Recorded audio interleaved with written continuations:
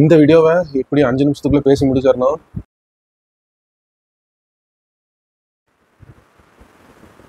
அட பாவி, 5 நிமிஷத்துல பேசி முடிக்கணும்னு சொல்லிட்டு 10 நிமிஷம் 15 செகண்ட் பேசி முடிச்சிருக்கேடா. டபுள் மடங்கு இப்படியே எல்லா வீடியோ எடுத்துட்டு இருந்தா எப்படி எடிட் பண்ணி எப்படி போடுவேன்? மிஷன் இம்பாசிபிள் அவ்வளவுதான். இந்த ஃபிலிம் பிரான்சைஸ் இந்த பார்ட்டோட முடிஞ்சா? Mission impossible final reckoning entity கிட்ட இருந்து ஈத்தன் ஹண்ட் இந்த உலகத்தை காப்பாத்தினாரா இல்லையா அப்படிங்கிற ஒரு சின்ன பேஸ் பிளாட்ல ஆரம்பிக்கிற படம் தான் இந்த மிஷன் இம்பாசிபிளோட 8th பார்ட்டான ஃபைனல் ரெக்கனிங். பட் ரிவ்யூ வீடியோக்கு போறதுக்கு முன்னாடி ஹலோ ஹாய் ஃப்ரெண்ட்ஸ், நான் தான் உங்க ஜெயராமகிருஷ்ணன் பேசுறேன்.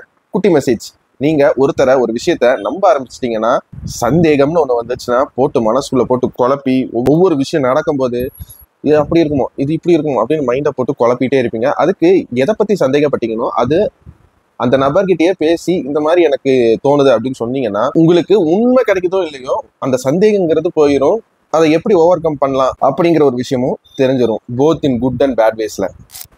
Coming to Mission impossible the final Reckoning, இந்த படம் பார்த்தீங்கன்னா ஏகப்பட்ட சீரியஸான விஷயத்த டீல் பண்ணியிருக்கு. இந்த படம் கனெக்டிங் த டாட்ஸ் அப்படிங்கிறத தாண்டி கிரியேட்டிங் த கமாஸ் அப்படிங்கிற மாதிரி ஆல்ரெடி வந்த இந்த பிரான்சைஸ்ல இருக்க படத்துல இருந்து அங்கிருந்து நான் இதை புடிச்சிட்டு வந்திருக்கேன் அப்படிங்கிற மாதிரி சில கமாஸை இவங்களே இந்த படத்துக்காக கிரியேட் பண்ணி அந்த கமாஸை கனெக்ட் பண்றதுக்காக பல இந்த பிலிம் பிரான்சைஸ்ல இருக்கிற டாட்ஸை கனெக்ட் பண்றாங்களாம் அப்படிங்கிற மாதிரி சில விஷயங்கள் பண்ணியிருக்காங்க. ஸோ இதை ஒரு நெகட்டிவ் வேல பார்த்தா இது ஒரு நெகட்டிவ், இதை ஒரு பாசிட்டிவ் வேல பார்த்தா இந்த படம் உங்களுக்கு இன்ட்ரெஸ்டிங்கா நிறைய விதமான என்டர்டைன்மெண்ட் ஃபேக்டர்ஸ் வச்சிருக்கு. குறிப்பா ஆக்ஷன் சீக்வன்ஸை ப்ராப்பரா கொரியோகிராஃப் பண்ணியிருக்காங்க. when you believe the reality of this world, இந்த கதையில நடக்கிற விஷயங்களை நம்ப ஆரம்பிச்சிட்டிங்கன்னா இந்த படத்துக்குள்ள ஸ்டன்ஸ்ல ஸ்டேஜ் பண்ண கோரியோகிராஃபி அவ்வளோ பிரம்மாண்டமா உங்களுக்கு தெரியும். டாம் க்ரூஸ் இந்த படத்துலயும் அவர் யாருன்னு ப்ரூவ் பண்ணியிருக்காரு. அவரோட ஆக்டிங் வைஸும் சரி, அவரோட ஸ்டன் சீக்வன்ஸ் வைஸும் சரி. அண்ட் ஆக்டர்ஸ் பெர்ஃபார்மன்ஸை பற்றி சொல்லவே தேவையில்லை. Luther, Benji, as usual Mission Impossible பிரான்சைஸ்ல எந்த மாதிரி நீங்க எக்ஸ்பெக்ட் பண்ணிட்டு போவீங்களோ அவங்களோட ரோலை சூப்பரா பென்ஜி அண்ட் லூத்தர் கேரக்டர்ல நடிச்சவங்க நல்லா பண்ணியிருக்காங்க.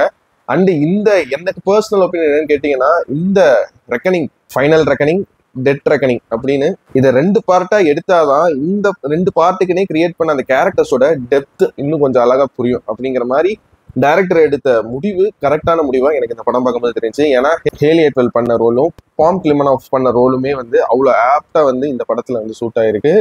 ஒரு கம்ப்ளீட் ஆர்க் எல்லாத்துக்குமே இந்த படத்துல இந்த ஃபிலிம் பிரான்சைஸுக்கான கேரக்டர்ஸ் எல்லாத்துக்குமே முடிஞ்சிருக்கு.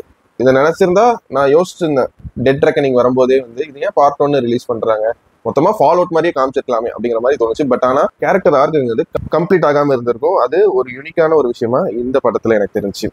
இந்த படத்தோட நெகட்டிவ்ஸ்: மிஷன் இம்பாசிபிள் படத்துக்கு எதுக்கு போறோம்? ஆக்ஷன் சீக்வன்ஸ்க்காக.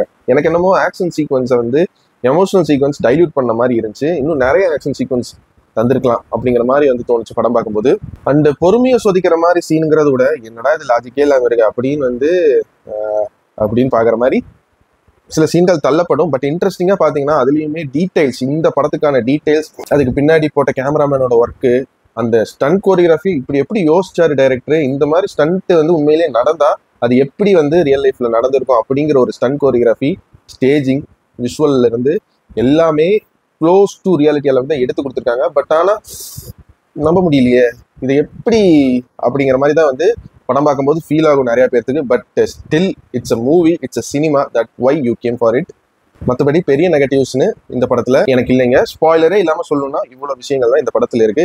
தாராளமா ஃபேமிலியோட நீங்க போய் பார்க்கலாம் இந்த படத்தை. பெரிய பாசிட்டிவ் என்னன்னா இந்த படத்தை எங்கேயுமே 3Dல ரிலீஸ் பண்ணல. ஸோ அதனால ஐமேக்ஸ் போய் பார்க்குறவங்க கூட தாராளமா ஐமேக்ஸ் ஃபார்மேட்ல போய் பார்க்கலாம்.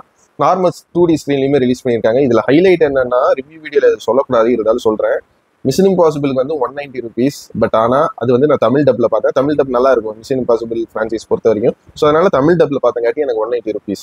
இதே அடுத்து நான் ஃபைனல் டெஸ்டினேஷன் பிளட் லைன்ஸ் பார்த்தேன். இங்கிலீஷ்ல மட்டும்தான் ரிலீஸ் பண்ணியிருந்தாங்க. அதுவும் நல்ல வேலை 3Dல ரிலீஸ் பண்ணல, 2Dல ரிலீஸ் ஆச்சு. அது 210 rupees டிக்கெட் ப்ரைஸ். இது இங்கிலீஷ்ல final destination 210 rupees. Mission impossible தமிழ்ல 190 rupees. அந்த ஒரு 20 ரூபா டிஃபரன்ஸ் இங்கிலீஷ் லாங்குவேஜுக்கு காட்டி வரும் எக்ஸ்ட்ரா. ஸோ இப்படி ஒரு விஷயம் டிக்கெட்ஸ்குள்ள நடந்துட்டு இருக்கு. ஸோ அதெல்லாம் அந்த சைடு வச்சுட்டு இந்த மிஷன் இம்பாசிபிள் ஃபைனல் ரெக்கனிங் படத்துக்கு என்ன ரேட்டிங் அப்படின்னு கேட்டீங்கன்னா 100க்கு தாராளமா ஒரு 65 மார்க்ஸ் தருவாங்க. Mission impossible the final reckoning, the final act of this franchise could be done better but still entertains. And நான் உங்களை இதே மாதிரி இன்னொரு சூப்பரான வீடியோல சந்திக்கிற வரைக்கும் நீங்களும் நல்லா இருங்க, எல்லாரையும் நல்லா வச்சிருங்க. அவ்வளவுதாங்க விஷயம். நன்றி, வணக்கம், பை பை, நான் வரங்க.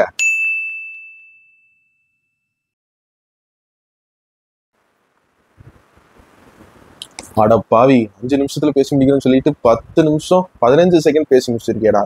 டபுள் மடங்கு இப்படியே எல்லா வீடியோ எடுத்துட்டு இருந்தா எப்படி எடிட் பண்ணி எப்படி போடுவேன்?